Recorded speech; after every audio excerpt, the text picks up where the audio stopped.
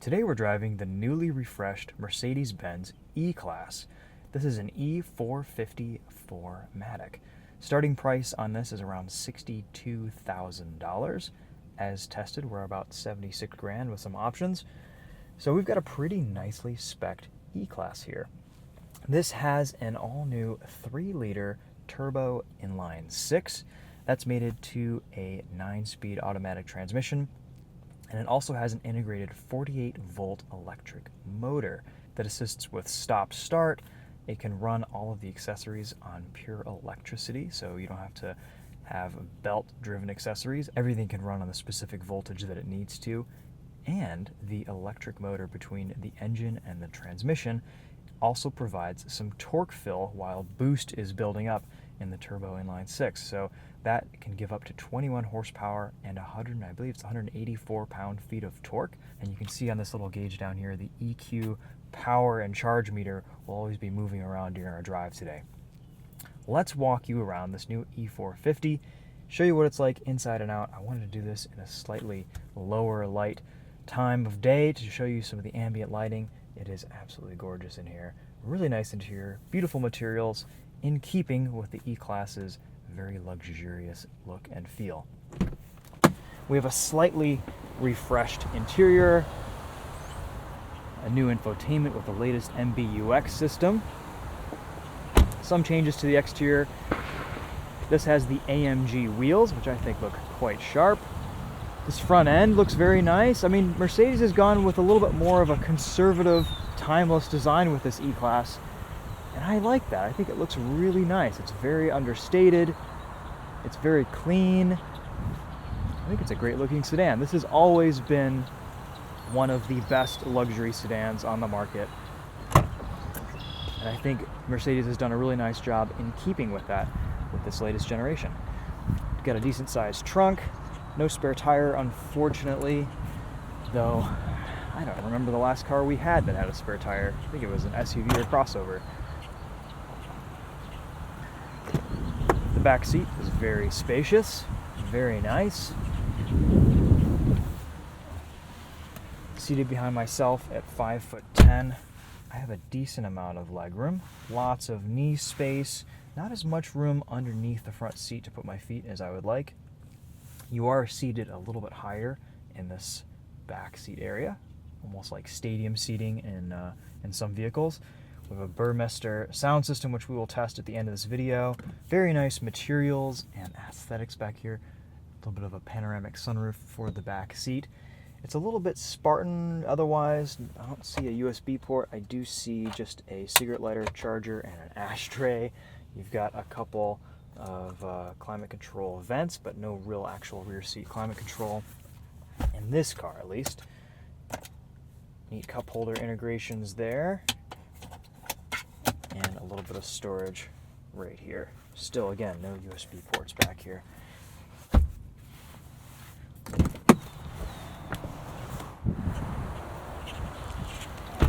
This 3-liter inline 6 makes 362 horsepower and 369 pound-feet of torque. It is an incredibly smooth and quiet and silky engine. Can't wait to show you guys what it's like on the road. It is beautiful. Doesn't look that impressive. It's mostly just plastic and metal bits and all sorts of tubes and things, but from the inside, it is a very nice powertrain.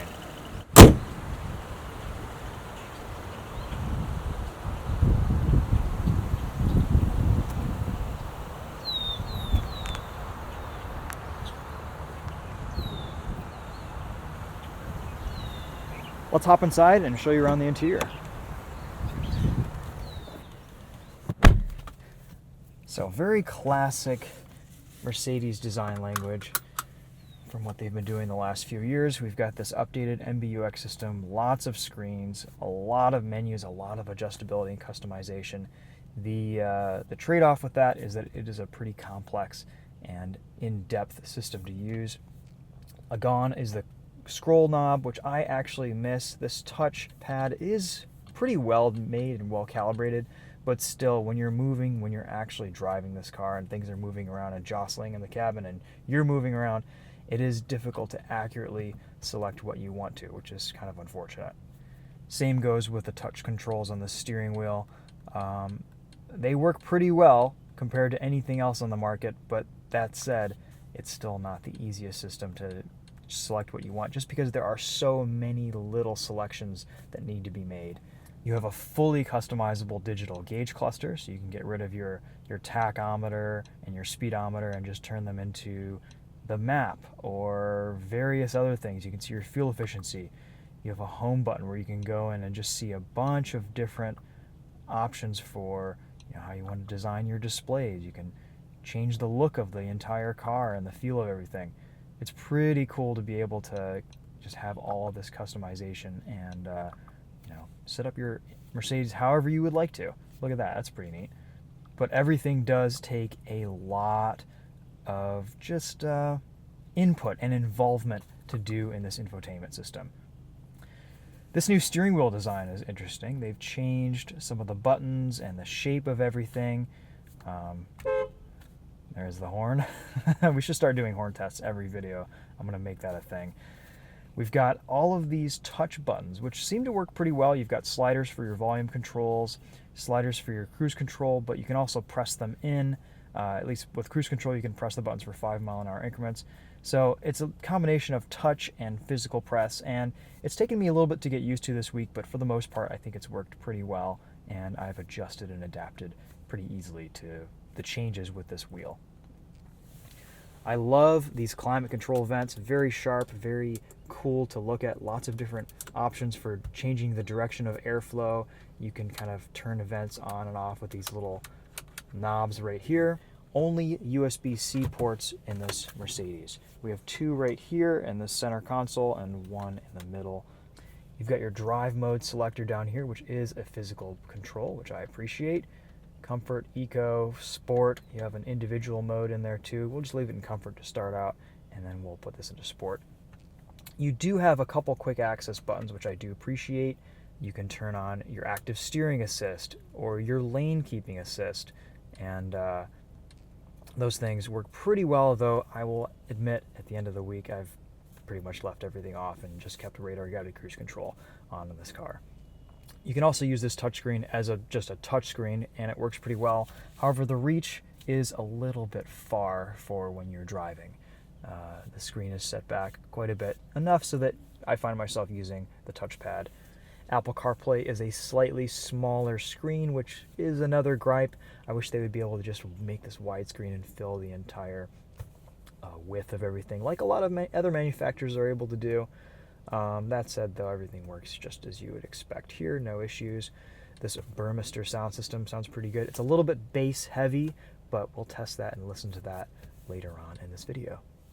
I like that Mercedes has retained physical controls for your climate controls. As you can see, when you raise the temperature, the ambient lighting turns red. When you lower it, it turns blue. Kind of a cool touch.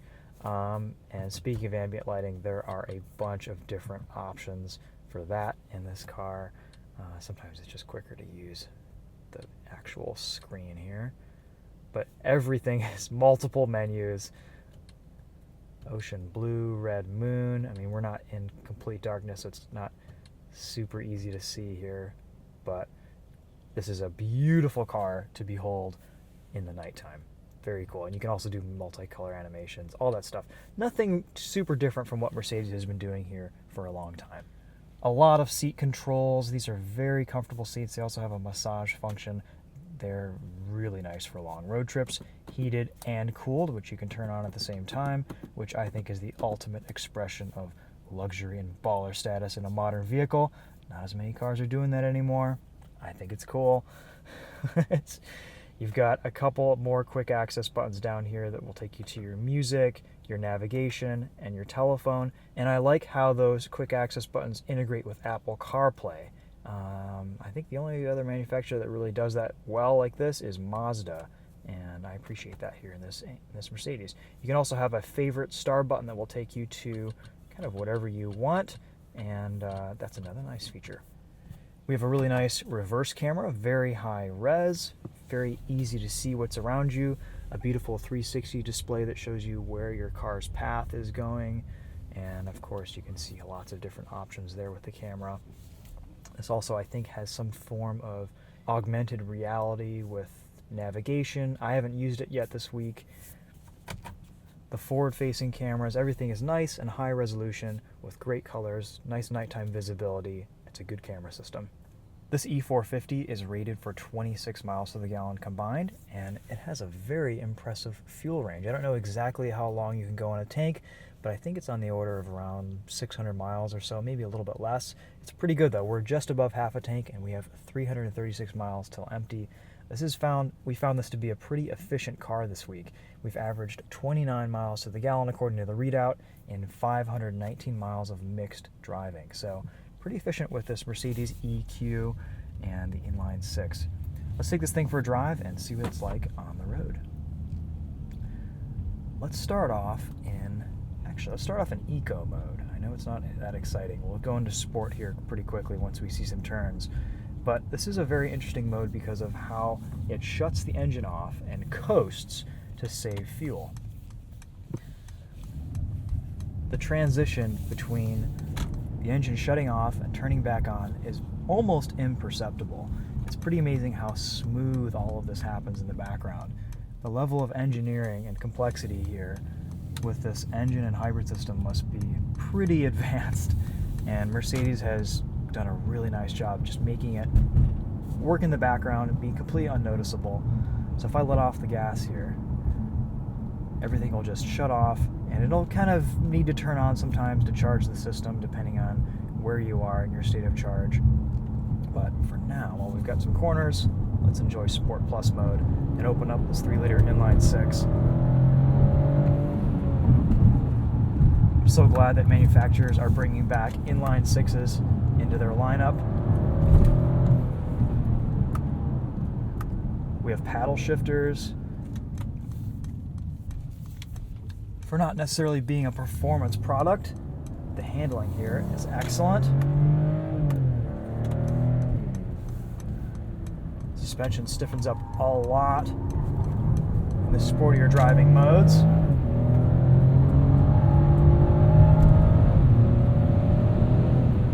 A little bit of safe understeer, but for the most part, a pretty neutral chassis. Awesome power from this turbo inline six. And there's a really big difference in suspension softness between the different drive modes. In comfort mode, this is almost old school floaty soft. It's pretty amazing. Really nice ride control, really nice ride comfort. And then in Sport and Sport Plus mode, it stiffens up a lot. I like seeing that big differentiation between drive modes. I think it makes the car just that much more dynamic and exciting. And NVH in this E-Class is excellent. Riding over bumps, very comfortable. As you would expect with Mercedes, everything here is very luxurious.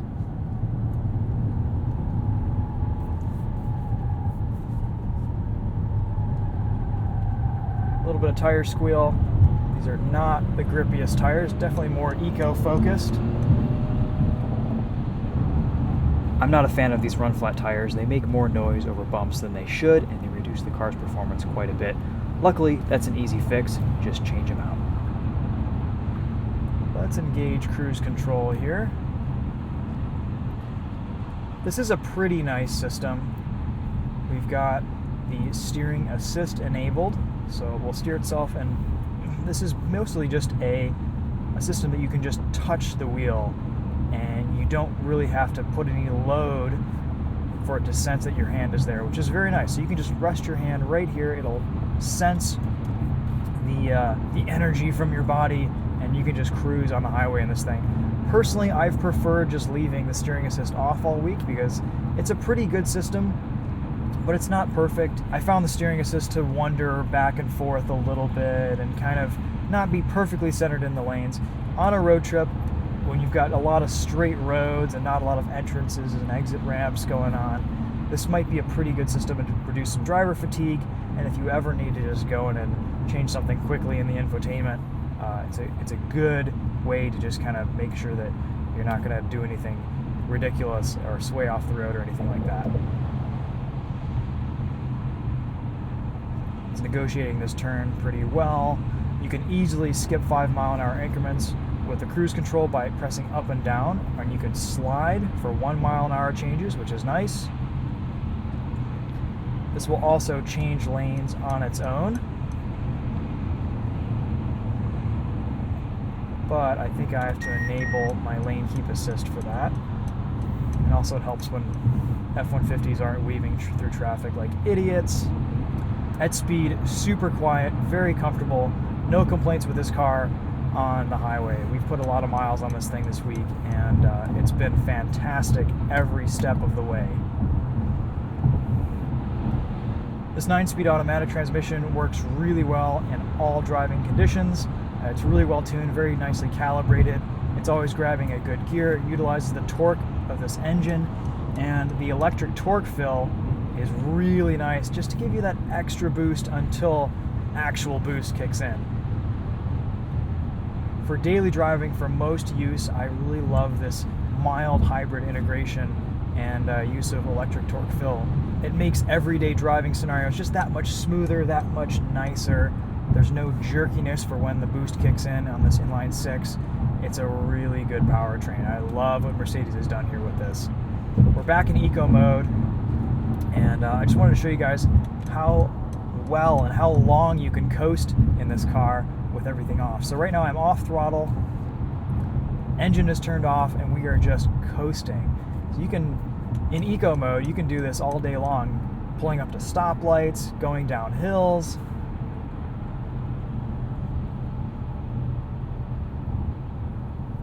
Your air conditioning, all of your accessories are still running, nothing is interrupted. And then as soon as you ask for power again with the throttle, or you apply a little bit more brake pressure, things come on immediately. The best way I can sum up this powertrain is that we're just getting closer and closer to the smoothness and quietness of electrification with an internal combustion application. It's pretty interesting.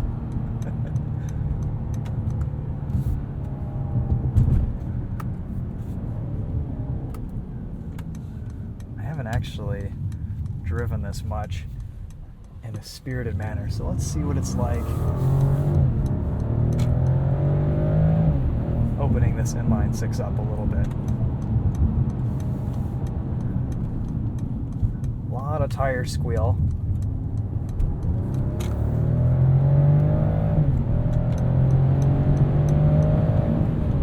It sounds nice. Brake pedal feels great.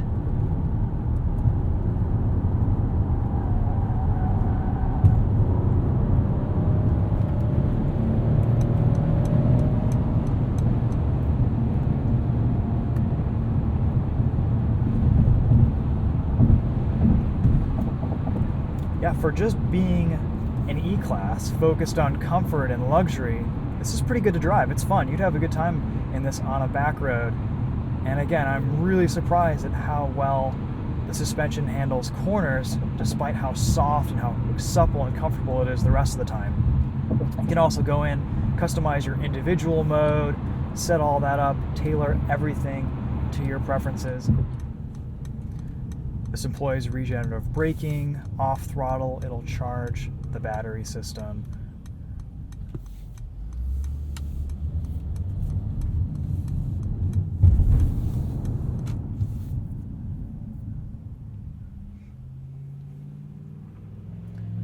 And then for some reason, I haven't found the setting yet, every traffic light, it'll show you the front-facing camera, which is getting a little bit annoying because I'd rather maybe change my music or do something like that. So every time I approach a traffic light or come to a stop, it'll show me the forward-facing camera, which I'm sure is a setting you can turn off. But still, kind of a weird feature that is a default in this E-Class.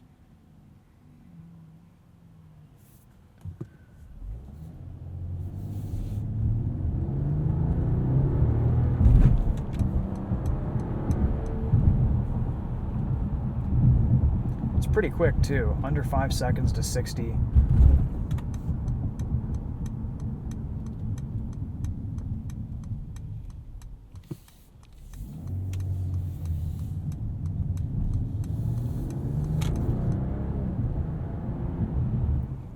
So how can we sum up this new E450? This is a really tech-heavy car, and I will say that does kind of dominate the experience here. You're always just trying to kind of work with this new MBUX system and get the menus and the screens that you want. With time, you'll probably get more used to it, but it is an involving experience. I mean, luxury cars these days, they have to put all this tech to make it worth the price, and the trade-off is that it takes a lot of involvement from you as the driver to get it all to work. So, otherwise, this car drives really, really well. It's a very impressive package. It's a very smooth, comfortable, luxurious package. Surprisingly fun to drive at the same time if you change up the drive modes into Sport and Sport Plus. I think it looks great. Mercedes has really nailed the design inside and out on this thing. I'm not totally sold on the steering wheel design. It looks and feels a little bit big and bus-like, but in practice, it's just fine. I really haven't had any major issues with it this week. The rest of this car, I think, is gorgeous. It's priced pretty well still, considering that E-classes have been around this price point for quite a while, and everything at this point is still an option, but a starting price of $63,000 or so is pretty good for a car like this. I think overall this new E-Class offers a really nice blend of performance, luxury, and tech, and I do really like this new engine and mild hybrid powertrain.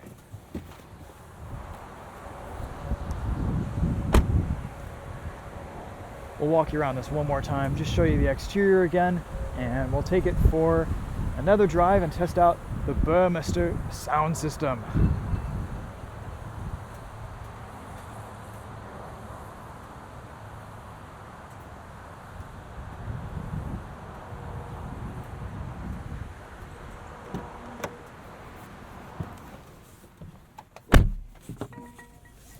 Also one of the most solid door closes in the car industry. It's probably blowing out the microphone, but listen to that one more time.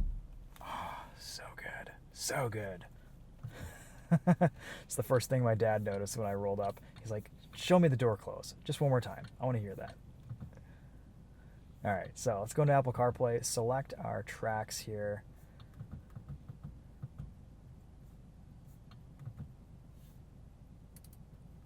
Come on, there we go.